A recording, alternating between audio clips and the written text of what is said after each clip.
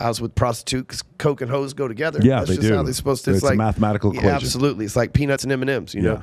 And so she called 911, and literally just across the street was the fire department, like not even a quarter mile. Like, wait, maybe is this on Skillman or Abrams? Where is this? At this time, I'm 18, so I'm back living in Plano. Okay, Plano. Okay. So grew up in Dallas, and then by the time I had left school and shit, I moved into the suburbs and stuff like that. The competition selling drugs over there was like very thick, not so much in the suburbs. Yeah. Right? Like Plano and Allen didn't have the same context as Skillman and Audelia. And so anyway, fire department brought me back to life. Long story short, wake up in the hospital and go to court a year or two later. They end up giving me 2 years in prison.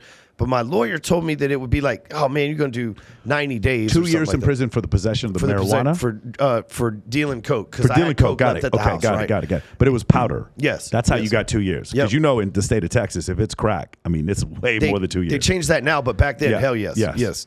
George Bush actually on his way out of office changed that law federally. I was actually in prison when they let them all go. Yeah.